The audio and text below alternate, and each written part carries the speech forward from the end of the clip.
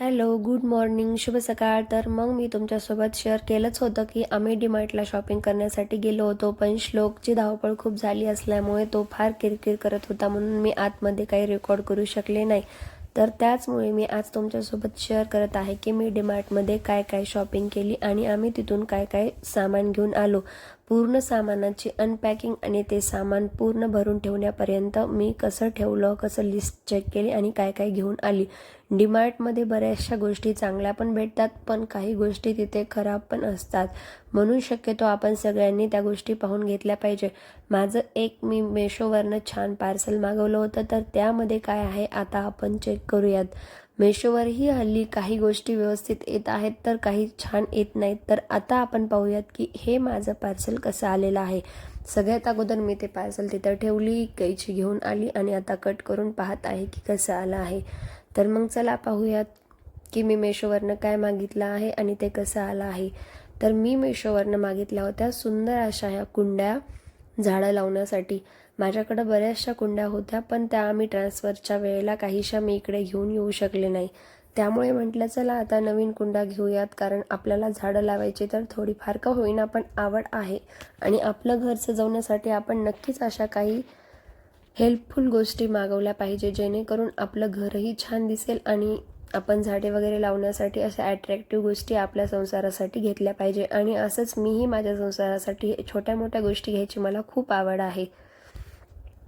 सगळे मला असं म्हणतात की तू खूप सामान गोळा करते किंवा नको त्या असणाऱ्या गोष्टी घेते, पण कधी कधी आपण असंही केलं पाहिजे. काही गोष्टीत आपल्याला समाधान भेटतं, तसंच मलाही माझ्या संसारासाठी अशा छोट्या मोठ्या गोष्टी घ्यायला नक्कीच समाधान भेटतं.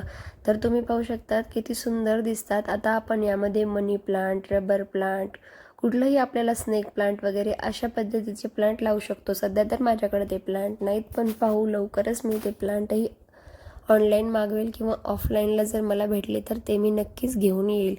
तर असं काहीसं माझं हे आज मेशोचं पार्सल मी ऑर्डर केलेलं होतं. आणि ह्या कुंड्यांची साईज खूप मोठी अशी मला दाखवली होती, पण येता वेळेस खूप छोटी आली. पण असो, अगदी जास्त मला काही मोठ्याही हव्या नव्हत्या आणि प्राईजच्या मानाने ह्या कुंड्या मला खूप छान बसल्या. आणि तुम्ही पाहू शकतात किती सुंदर कुंड्या आपल्याला भेटलेल्या आहेत, म्हणजे आलेल्या आहेत माझ्या.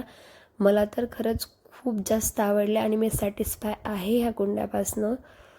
आपल्याला काही गोष्टी आपण ऑनलाईन ऑर्डर केल्या आणि त्या खूप सुंदर आल्या की अतिशय आनंद होतो, तसाच आज मला झालेला आहे. तर मग अशा पद्धतीने मी ते माझं आलेलं पार्सल तर अनपॅक केलं आणि पाहिलं काय होतं. तसंच आता आपण पाहूयात की मी बाकीची पूर्ण आपली डीमार्टची शॉपिंग तुमच्यासोबत कशी शेअर करणार आहे, लिस्ट कशी चेक करणार आहे, हे सर्व मी तुमच्यासोबत शेअर करते. आताच काय झाडे लावायची नव्हती, कारण काही रोपटे माझ्याकडे अवेलेबल नव्हती, थोडीशीच होती. तर म्हटलं चला ती रोपटे आपण उद्या लावूयात किंवा यामध्ये माती आपण उद्या भरूयात, कारण आज अजिबात वेळ नव्हता आणि काल डीमार्टला गेल्यामुळे मी खूप थकलेली होती. आज असं सामान कसं पडून ठेवावं किंवा सामान अनकॅप पॅक आज करायला हवं, त्यातलं काही खराब होईल किंवा खूप वेळ पिशवीत कसं ठेवावं, म्हणून मी आता हे सामान अनपॅक करत आहे. आणि मला थोडंसं बाहेरही जायचं आहे आज, कारण उद्या मार्गशीर्ष महिन्यातला गुरुवार असल्यामुळे काही सामान पण आणायला जायचं होतं. तर सगळ्यात अगोदर मी लिस्ट हातात घेतली आणि लिस्टनुसार सगळं सामान व्यवस्थित आलं का पाहिलं, कारण काल आम्हाला बरंच लेट झालं आणि आपली छोटीशी मुले असल्यावर आणि सामान भरपूर असल्यावर आपल्याला तिथे लिस्ट चेक करणं शक्य नाही. त्यामुळे आम्ही तिथे अजिबात लिस्ट चेक केली नव्हती. पण म्हटलं चला एकदा घरी येऊन आपण पाहावे, आपल्याला सॅटिस्फाईंग असणाऱ्या प्राईज पण आहेत का आणि सर्व सामान प्राईजनुसार व्यवस्थित आलं आहे का. सगळ्यात अगोदर मी सगळं जे सामान आहे ते वेगवेगळं करून घेतलं, जसं की पावडर्स, कोम्स वगैरे किंवा आपलं भांड्याचं आहे ते वेगळं करून घेतलं, किचनचं सूपचं वगैरे वेगळं केलं. परत काही कडधान्य असलेले किंवा काही बेक्स, तांदूळ वगैरे ह्या गोष्टी वेगळ्या केल्या. तर अशा पद्धतीने मी एवढं काहीसं सामान आणलं होतं एकदाच, कारण अक्कलकोटमध्ये डीमार्ट नसल्यामुळे आमचं सारखं सारखं सोलापूरला जाणं होत नाही. तर आता गेलतोच तर म्हटलं चला थोडंसं एक्स्ट्रा सामान आणलं तर काय होतं, म्हणून मी काहीसं अशा पद्धतीने श्लोकचं पावडर, त्याचं बॉडी लोशन, आमचं पावडर घेऊन आले होते मी. परत स्प्रे, ब्रेड, अशा छोट्या मोठ्या गोष्टी मी घेऊन आलेली होती, उसळ वगैरे. कारण ह्या गोष्टी एकदा आपण परचेस केल्या की आपल्याला बरेच दिवस काही आणायची गरज नाही. परत धूप, अगरबत्ती, अशा काहीशा गोष्टी मी घेऊन आली होती. सगळ्यात अगोदर सामान सगळीकडे वेगवेगळं केलं, पार्टिसिपेट करून घेतल्या त्या गोष्टी, कारण जेणेकरून मला परत ठेवायलाही सोपं जाईल. कारण जे डिशवॉशर वगैरे आहेत ते मी एका साईडला ठेवते, परत बाथरूम वॉशर आहे, हँडवॉश आहे, घासणं आहेत, त्या गोष्टी मी एका साईडला ठेवत असते. आणि जे माझं किचनचं आहे ते किचनमध्ये, परत मेकअपचं आहे ते बेडरूममध्ये. ह्या गोष्टी मी अगोदर वेगवेगळ्या करून घेतल्या, जेणेकरून मला आतमध्ये ठेवता वेळेस काही अडचण येणार नाही किंवा सामान माझं यातलं त्यात होणार नाही. तर तुम्ही पाहू शकतात अशा पद्धतीने आम्ही ही एवढी शॉपिंग केलेली आहे काल. आणि ही शॉपिंग करायला जवळपास आम्हाला 2 ते 3 तास लागलेले आहेत. तरी पण आम्ही खूप जास्त लवकर आवरण्याचा प्रयत्न केलेला आहे. तर यामध्ये मी एक माझ्यासाठी चप्पल घेतलेली होती आणि यांच्यासाठी एक टी शर्ट आणि मी एक, तर ते मी ठेवून दिलेलं आहे. आणि मला काढायचा खूप कंटाळा आला होता म्हणून मी ते काही तुमच्यासोबत शेअर केलं नाही. तर असं काहीसं मी सामान घेऊन आली होती. ते सामान वेगवेगळं करून घेतलं आणि आता मी लिस्टमधून चेक करत आहे त्या सर्व गोष्टी. आपण डीमार्टमधून आणू किंवा कुठल्याही मॉलमधून आणू, आपण आपलं सामान आणि त्याच्या प्राईज वगैरे एकदा नक्कीच चेक केल्या पाहिजे. आणि महत्त्वाचं म्हणजे बऱ्याचशा एक्सपायरी डेट, हल्ली काय झालं आहे, असं माझ्यासोबत 1-2 वेळा घडलं आहे. आपण मुलांसाठी कुरकुरे वगैरे ह्या गोष्टी अगदी फास्टली घेतो आणि त्याच्या एक्सपायरी डेट्स चेक करत नाहीत. आणि मी असं अनुभवलेलं आहे किंवा स्वतः माझ्यासोबत हा प्रकार घडला आहे. मी श्लोकला एक वेळेस कुरकुऱ्याचा पुडा आणि एक वेळेस बिस्किट घेतले, छोट्याशा दुकानाहून घेतलेले. ते अशा ठिकाणचं कधी कधी विकतंही आणि कधी कधी विकतही नाही, तर त्याची एक्सपायरी होऊन गेलेली होती.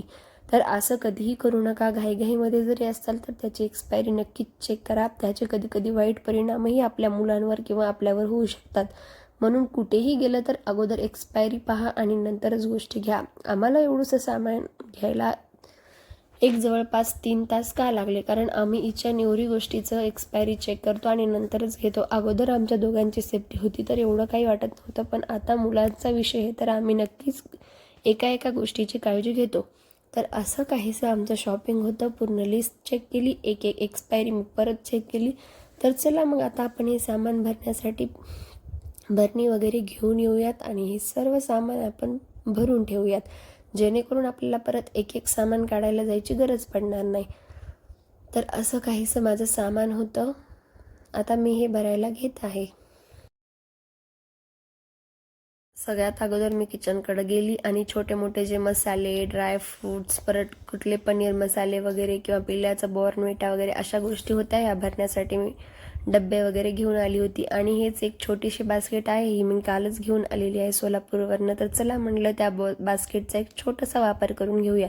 तर यामध्ये जे काही सूप्स वगैरे आहेत ते मी व्यवस्थित भरून ठेवलेले, जेणेकरून जेव्हा मला सूप वगैरे काही बनवायचं आहे तर हे मी लगेच इझिली घेऊ शकेल आणि मला लवकर सापडेल. परत पिल्ल्याचा बॉर्नविटा वगैरे अशा गोष्टी किंवा पॉपकॉर्न्स, छोट्या मोठ्या काही गोष्टी ज्या आपल्याला लवकर भेटत नाहीत, ह्या आपण यामध्ये नक्कीच स्टोअर करू शकतो.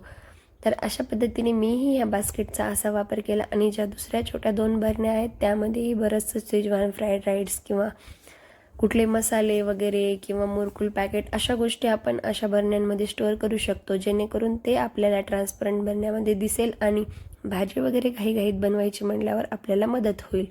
तर असं काहीसं मी पूर्ण सामान भरून ठेवते, जेणेकरून मला वेळोवेळी माझं सामान सापडेल. आणि आता एकदा हे सामान आणले म्हटल्यावर 1-1.5-2 महिने तर कुठलं काही आणायची गरजसुद्धा नाही. आणि त्यातले त्यात 2 महिने आपल्याला टेन्शनसुद्धा नाही यातलं त्यात चेक करण्याची. म्हणून हवं तेवढं सामान आपण ट्रान्सपरंट डब्यामध्ये अशा पद्धतीचं दररोज लागणारं स्टोअर केलेलं चांगलं. आणि जे डब्बा घेऊन आले होते मी स्टीलचा, कारण स्टीलचे डबे तर आपण थोडेसे यूज करतो, त्यामुळे स्टीलच्या डब्यात हवं तर आपण तांदूळ, पोहे ह्या गोष्टी नक्कीच सोडून ठेवू शकतो. मीही तसंच केलं. आता पाहताय तुम्ही साईडलाच कात्री आहे, पण माझे किती शोधाशोध चालू आहे. आपण खूप जास्त थकलो किंवा आपल्या डोक्यात दुसरे कुठले विचार चालू असले की ह्या गोष्टी आपल्यासोबत नक्कीच घडतात आणि तसंच माझ्यासोबतही होतं. तर आता मी ह्या स्टीलच्या डब्यांमध्ये तांदूळ, पोहे वगैरे ह्या गोष्टीही लगेच सोडून घेत आहे, जेणेकरून मला त्याही गोष्टी वेळेमध्ये भेटतील. तर इथे जेवढं काही सामान होतं तेवढं मी जवळपास भरून घेतलेलं आहे. तुम्ही पाहू शकतात. आपण कितीही सावधानीने त्यामध्ये टाकलं सामान तर आपल्या अंगावर काही ना काहीतरी सांडणार असं होतंच. तर मग बाकी गोष्टी आता मी बाजूला केलेल्या आहेत आणि आता मी जे माझं जास्त काही हेवी सामान आहे किंवा मला कमी लागतं ते सामान या कोटीमध्ये भरून ठेवते.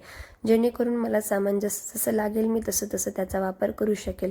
तर आता चला आपण जे काही साबुदाण्याचे पुडे आहेत किंवा एक्स्ट्राचे मिठाचे पुडे किंवा एक्स्ट्राचे तांदूळ, गूळ अशा गोष्टी किंवा एक्स्ट्राचे पोहे हे आपण कोटीमध्ये ठेवू शकतो. कारण आपल्याकडे एवढे डब्बे नसतात आणि असले तरी एक सामान 2 ठिकाणी करून ठेवण्यापेक्षा एक मोठ्या कोटीत ठेवलेलं कधीही चांगलं. तर अशा प्रकारे जे सामान मला कमी लागणार होतं ते मी कोटीमध्ये ठेवून दिलं आणि जे हे सामान आहे ते आता सर्व मी ज्या त्या रूममध्ये नेऊन ठेवते.